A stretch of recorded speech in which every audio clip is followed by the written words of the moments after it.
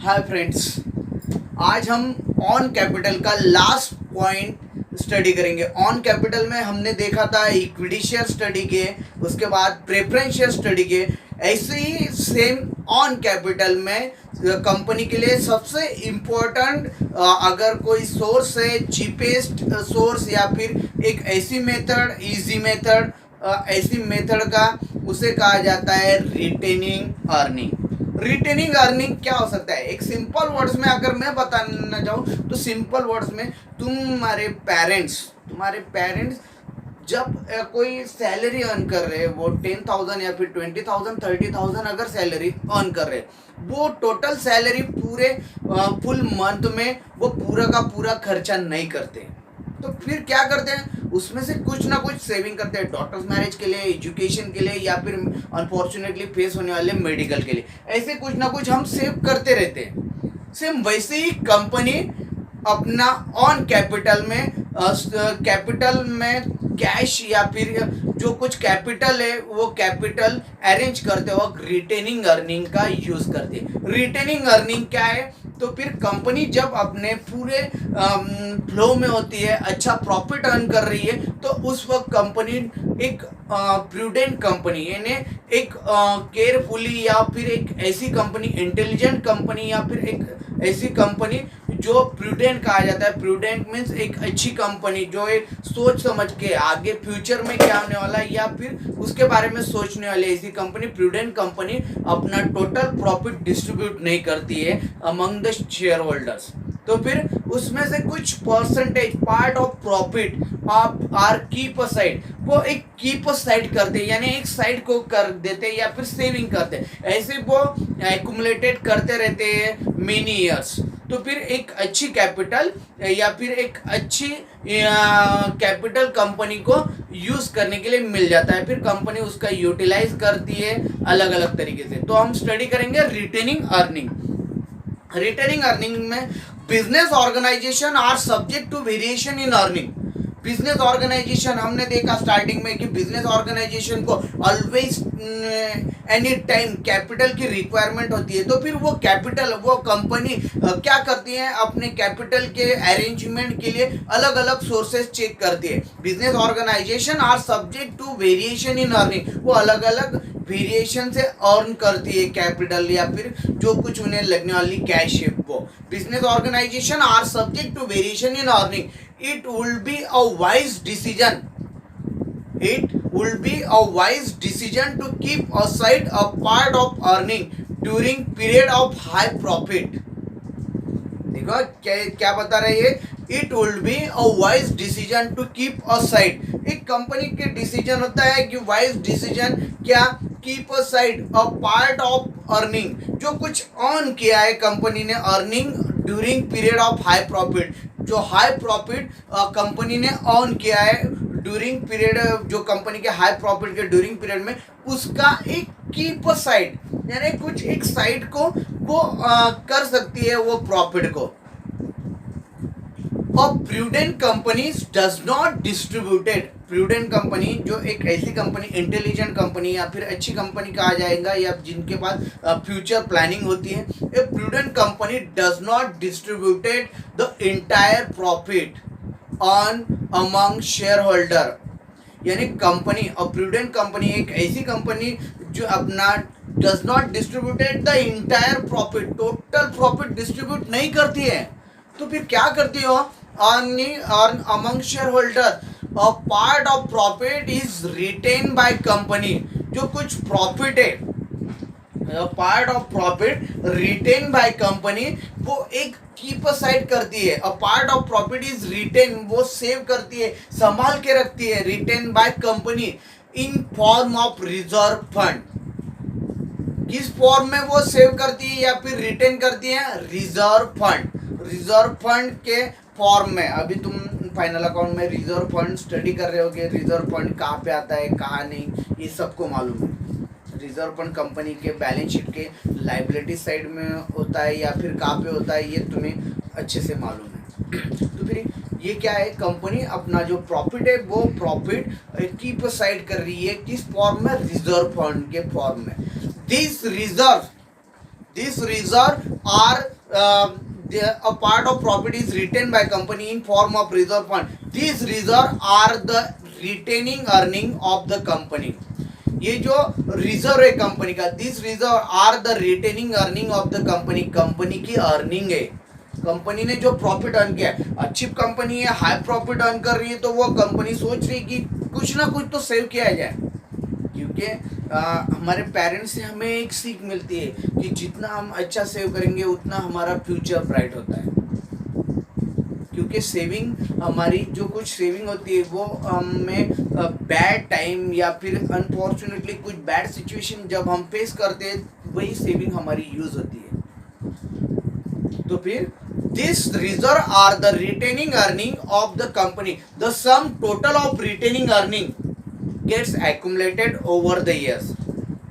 The sum total of retaining earning, company ने, देखो company ने क्या किया कि कंपनी ने कंपनी को प्रॉफिट हुआ, कंपनी को प्रॉफिट होते वक्त क्या हो रहा है कि कंपनी जो प्रॉफिट है वो प्रॉफिट आज ये फाइनेंशियल ईयर्स में कंपनी को अगर कुछ प्रॉफिट हो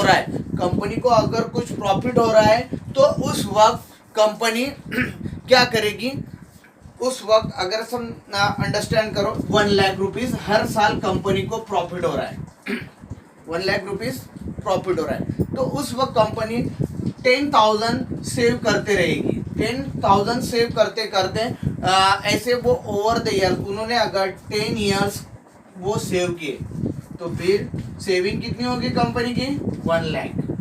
1 लाख क्या होगा कि एक्यूमुलेटेड, वो जो कुछ reserve, this reserve are the retaining earning of the company, the sum total of retaining earning, जो sum total of retaining earning है,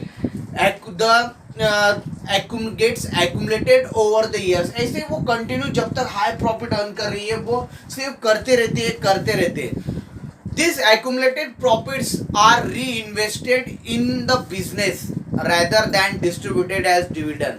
तो फिर ये जो एक्यूमुलेटेड, ये जो कैश कंपनी ने सेव करके रखी है, ये सेव की हुई कैपिटल या रिटेनिंग अर्निंग, ये प्रॉफिट्स कंपनी क्या करती है, प्रॉफिट्स आर री इन्वेस्टेड इन द बिजनेस, वो बिजनेस में री इन्वेस्ट करती है, rather than distributed as dividend। Dividend distribute करने से बेटर है वो बिजनेस में इन्वेस्ट करेगी और बिजनेस को एक्सपेंशन कर सकती है, एक्सपेंशन करेगी, उनको बिजनेस को आगे ले जा सकते हैं। The process of accumulating profits and their utilisation in business is called retaining earning. अभी डेफिनेशन या फिर एक सिंपल लैंग्वेज में अगर कहा जाए रिटेनिंग अर्निंग क्या है, the process of accumulating profit save करना और उस प्रॉफिट का and their utilisation in business is called retaining earning, और उस प्रॉफिट का बिजनेस में यूटिलाइजेशन करना, देयर यूटिलाइजेशन इन बिजनेस यानी वो प्रॉफिट बिजनेस में यूज करना, उसके लिए इस प्रोसेस को, the process of accumulating profits and their utilisation in business is called retaining earning. तो इसको क्या कहेंगे, रिटेनिंग अर्निंग कहेंगे। इन सिंपल वर्ड्स, अगर सिंपल वर्ड्स में स्टडी किया जाए, और part of net profits which is not distributed to shareholder as dividend is retain by company. In simple words में क्या है, कंपनी को नेट प्रॉफिट हुआ, देखो मैंने बताया नेट प्रॉफिट कंपनी को 1 लाख इस ईयर में, एक समझने के लिए इजी टोटल 1 लाख, तो उसमें से कंपनी 90,000 डिविडेंड में डिस्ट्रीब्यूट कर रही है, तो फिर 10,000 ईयरली वो सेव हो रहा है। क्या हो रहा है, in simple words a part of profit, ये क्या है 10,000 a part of profit which is not distributed to shareholder को 90,000 डिस्ट्रीब्यूट किए, 10,000 डिस्ट्रीब्यूट नहीं किए, distributed to shareholder as dividend. In simple word, a part of net profit which is not distributed to shareholders as dividend is retained by company in the form of reserve fund। तो फिर ये जो save की हुई amount है, इसको in the form of reserve fund में retaining earning कहेंगे कि इसको कंपनी सेव करते रहेगी। Net profit which is not distributed to shareholder को नेट प्रॉफिट कुछ परसेंटेज नेट प्रॉफिट डिस्ट्रीब्यूट नहीं होती है, is retaining by company in the form of reserve fund. फिर जो अनडिस्ट्रीब्यूटेड प्रॉफिट है वो रिजर्व फंड के फॉर्म में कंपनी रिटेन करती है।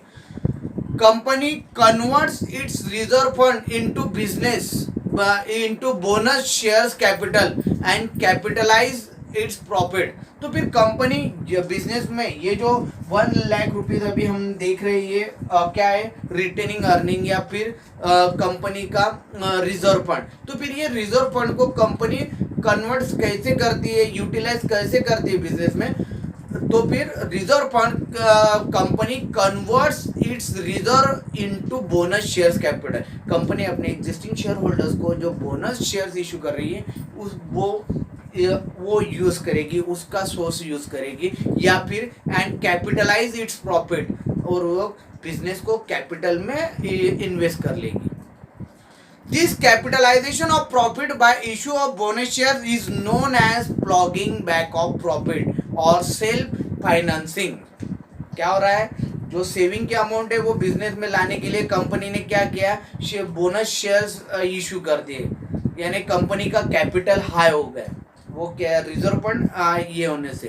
तो फिर ये जो प्रोसेस है, this capitalisation of profit, capitalisation of profit की process by issue of bonus shares, जो शेयर्स बोनस शेयर्स इशू करके is known as ploughing back of profit. इसको क्या कहा जाएगा, प्लॉगिंग बैक ऑफ प्रॉफिट, यानी reserve fund, retaining earning, ploughing back of profit और self financing. Company का ये सेल्फ फाइनेंसिंग है, यानी कंपनी को इधर उधर से कैश की डिमांड करने की कुछ जरूरत नहीं, वो ना किसी से रिक्वेस्ट करेगी, उनके पास खुद की सेविंग है, तो फिर वो यूज करने के लिए बोनस शेयर्स थ्रू वो कैश यूज कर सकती है।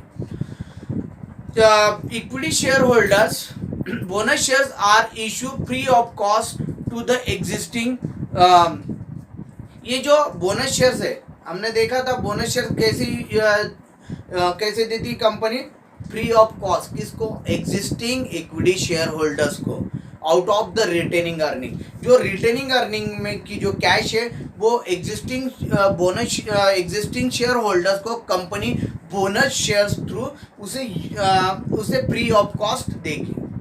इससे क्या होगा, कंपनी को वो जो कैश है उससे अपनी कैपिटल की अमाउंट, कैपिटल जो बिजनेस में कैपिटल है वो हाई हो जाएगा, यानी बिजनेस को उस कैपिटल थ्रू अपना कुछ ना कुछ प्रॉपर्टीज या फिर फिक्स एसेट में वो उसे यूज करेगी। The management can convert retaining earning into permanent share capital by issuing bonus share. तो फिर रिटेनिंग अर्निंग का रीयूटिलाइज करते वक्त मैनेजमेंट का रोल इंपॉर्टेंट है। क्या रोल इंपॉर्टेंट है, the management can convert retaining earning into permanent shares capital by issuing bonus share. Management decide करेगी, चलो एग्जिस्टिंग शेयर होल्डर्स को अपने पास 1,00,000 रुपीज कैपिटल है, तो 1,00,000 रुपीज रिटेनिंग अर्निंग है, 1,00,000 रुपीज के 50,000 बिजनेस में फिर से उसे यूज करने के लिए बोनस शेयर्स थ्रू यूज करो, यानी मैनेजमेंट इंपॉर्टेंट रोल कर रही है। The management can convert retaining earning, management convert कर रही है रिटेनिंग अर्निंग का परमानेंट शेयर कैपिटल में, किसके through, bye issuing bonus shares, bonus shares के थ्रू वो उसे कर रही है। It is an important source of raising long term capital. Retaining earning क्या है, it is an important source of raising long term capital. Long term capital के लिए कंपनी का ये सबसे इंपॉर्टेंट सोर्स है रिटेनिंग अर्निंग।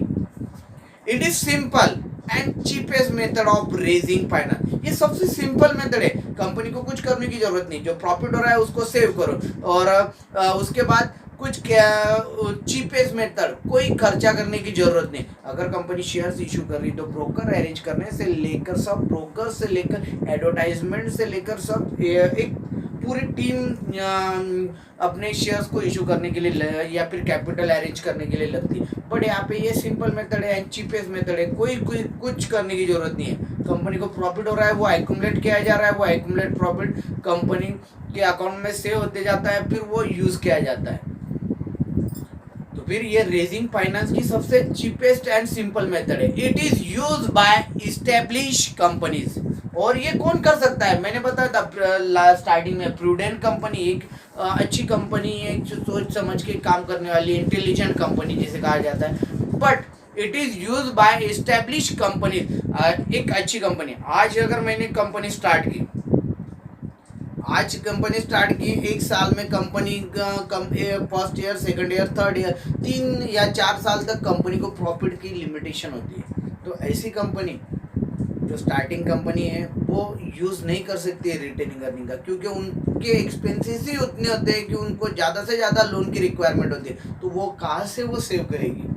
तो फिर रिटेनिंग अर्निंग कौन यूज करता है? It is use by establish company, एक अच्छी एस्टेब्लिश कंपनी, जो कंपनी अच्छा प्रॉफिट अर्न कर रही है। It is an internal source of finance. Internal source of finance का ये सबसे इम्पोर्टेंट पॉइंट्स है, इम्पोर्टेंट, ये इंटरनल सोर्स है कंपनी के लिए, फाइनेंस के लिए। तो फिर रिटेनिंग अर्निंग, यहाँ तक स्टडी होने के बाद रिटेनिंग अर्निंग का तुम्हारे बुक्स में डिटर्मिनेशन ऑफ रिटेनिंग अर्निंग ये बताया गया है कि नेक्स्ट पॉइंट है हमारा determination of retaining earning. But actually board ने जो सिलेबस कट किया है उसमें determination of retaining earning cut किया गया है, यानी तुम्हें अगर रिटेनिंग अर्निंग शॉर्ट नोट्स के लिए पूछा गया तो सिर्फ 5 मार्क्स के लिए ये या 5 मार्क्स के लिए आप बता सकते हैं। आप determination of retaining earning study करने की कोई ज़रूरत नहीं।